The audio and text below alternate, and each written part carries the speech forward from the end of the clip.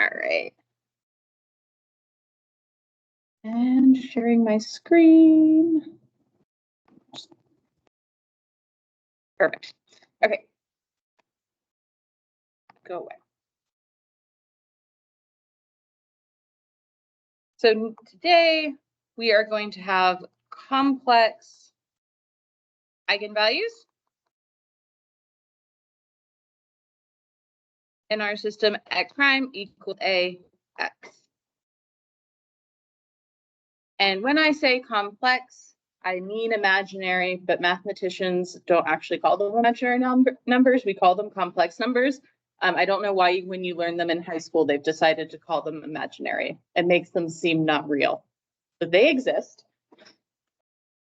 So we are going to focus mostly today on the 2x2 case, but this extends pretty well to the 3x3, just like we saw in our single system. Like you could combine these different cases together to make one solution. You can combine the different cases together to make solutions. So if we have one complex eigenvalue, let's say that it's R1 equal lambda plus I mu. What do we know about the other eigenvalue? Yeah, it's going to be lambda minus I mu. They always come in complex conjugate pairs.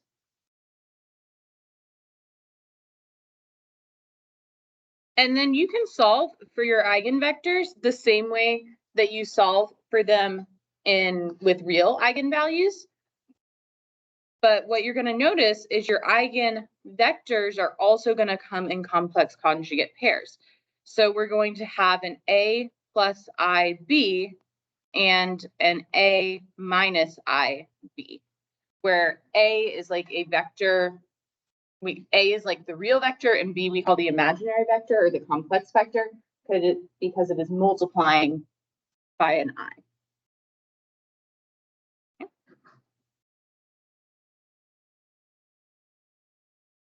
And then if we wanted to write our two solutions, we would have A plus IB e to the lambda t all times cosine of mu t plus I sine of mu t.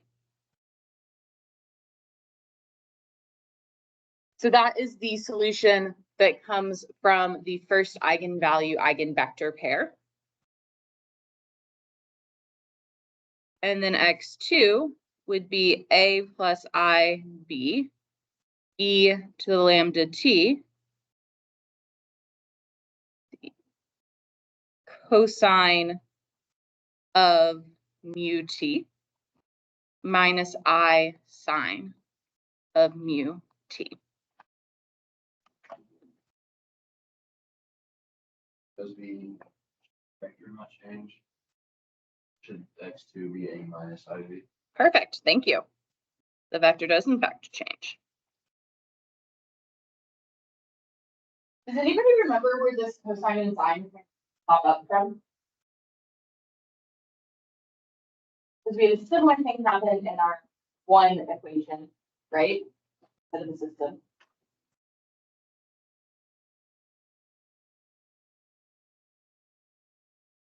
No.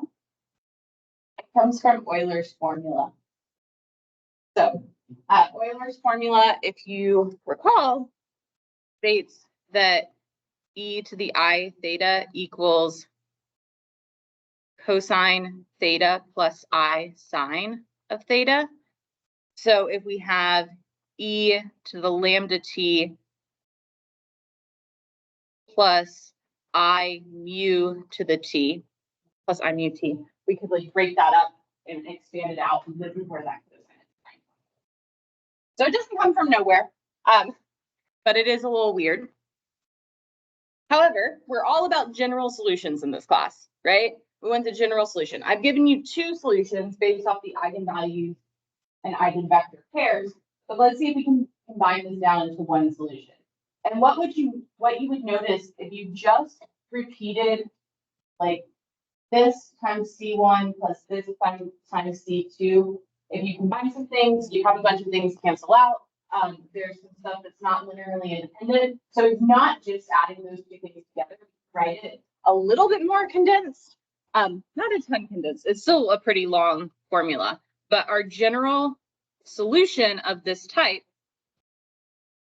is going to be x equal to C1 E lambda t, A cosine mu t minus B sine mu t, plus C2 I E lambda t, A sine mu t, plus B cosine mu t.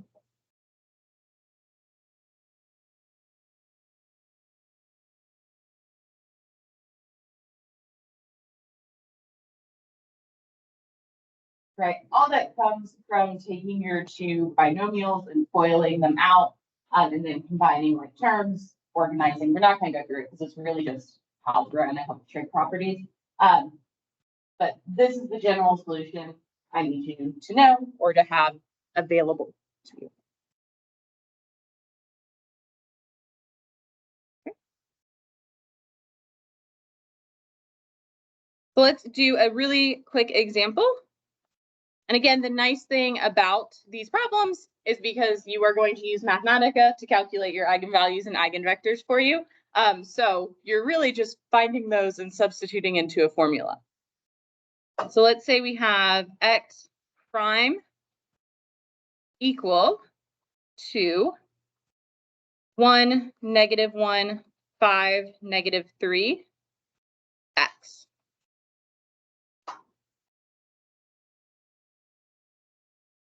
If I ask Mathematica to calculate my eigenvectors, I get -1 plus or minus I.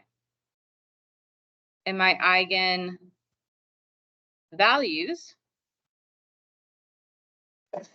I flipped those around. Ooh, that was a moment my brain just had.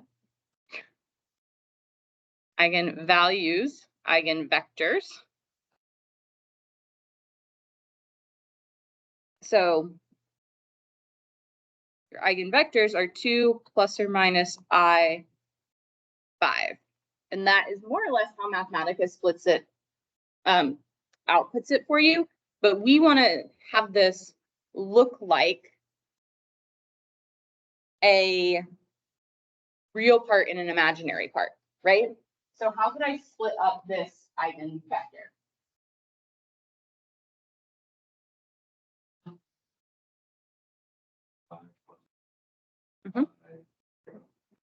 Yeah, 2, 5, and then we're gonna have plus or minus. And then the way I would write it even further is I times 1, 0. Because you'll notice in my formula, we are referencing this B value, which is multiplying by my I. So if you go ahead and pull the I out, then you really easily have, this is my A, this is my B, and then based on my eigenvalues, my lambda is going to be -1 and my mu is 1 because it's 1 times I.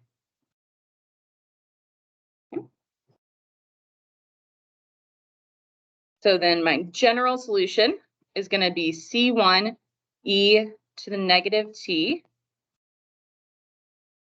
times 2, 5 cosine t minus 1, 0 sine t plus C2 e to the negative t. And then we have 2/5 sine t plus 1, 0 cosine t.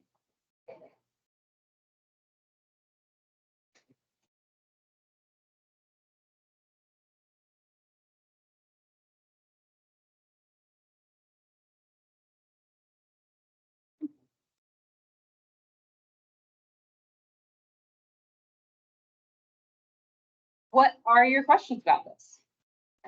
Does it feel pretty straightforward?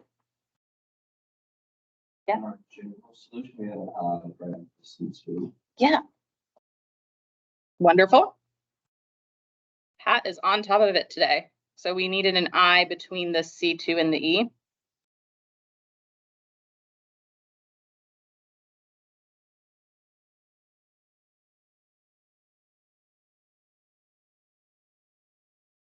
One of my weaknesses in life has always been keeping track of all my terms when I'm writing things down, which is not helpful as a mathematician, let me tell you.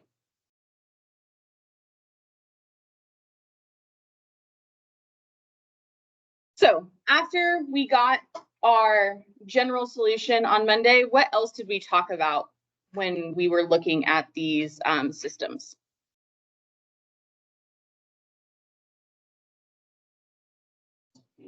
Classification, right? We talked about those phase portraits, and then we classified our equilibrium point, which what is the equilibrium point in these systems? 0, 0, great. So first, let's look at the phase portrait for this one. So I'm going to scroll down here. So this one is going in towards 0, 0, but it looks slightly different than what we looked at on Monday. What difference do you notice in that phase portrait, if any?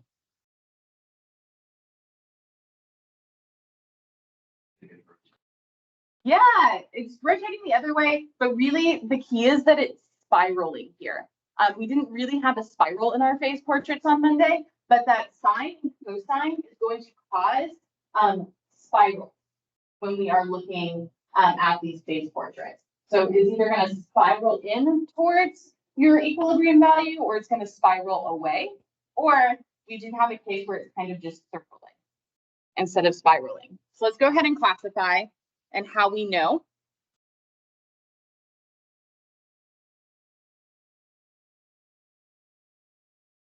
So when we are looking at these phase portraits, the real part of the eigenvalue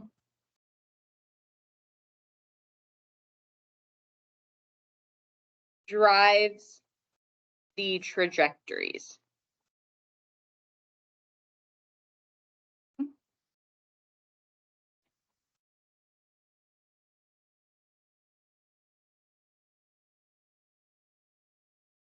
Why might that be true? Why do we think that real part is what's driving it?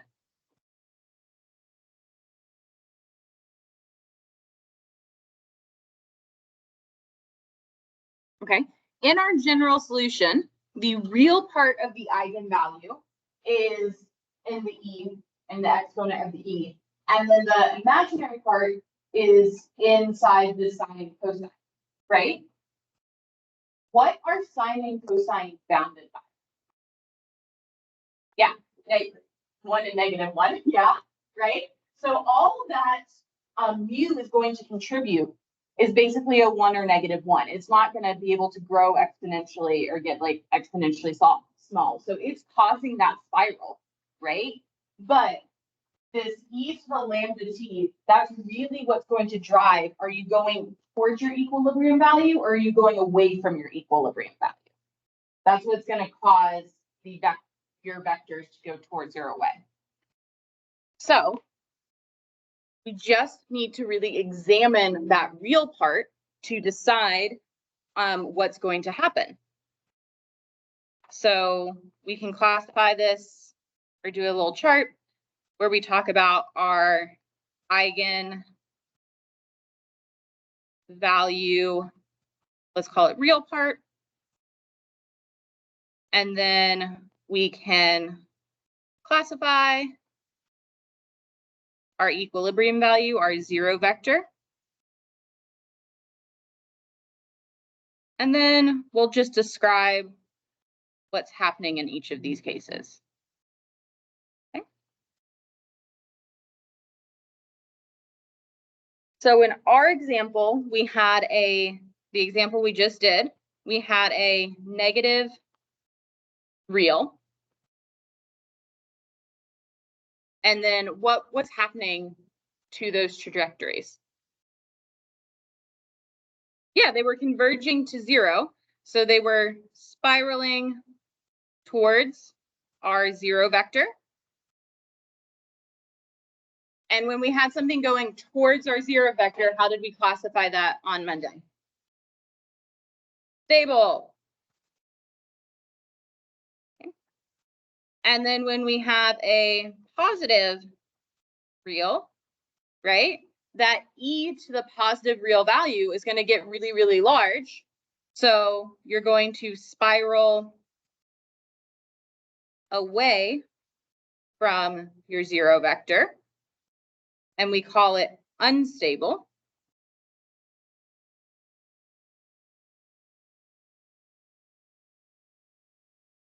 And then what is our last option? Yeah, so we don't call it semi-stable for this case, but we call it a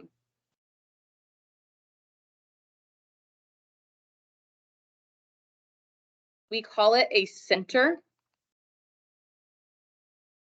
And then that is just going to be a closed curve encircling the 0 vector. Just going to look like a bunch of concentric circles in your phase portrait.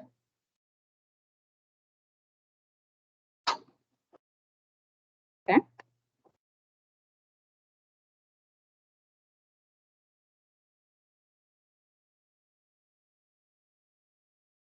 So let's go ahead and number 3 on your in-class assignment today asks you to look at one of these. However, I had a typo and didn't realize it. So I want you to look at one with complex eigenvalues. So the matrix that you should be using is 1, 2, -5, 1, not 11. And that will give you something that's complex. And let's go ahead and work with a partner or a group of people on this assignment.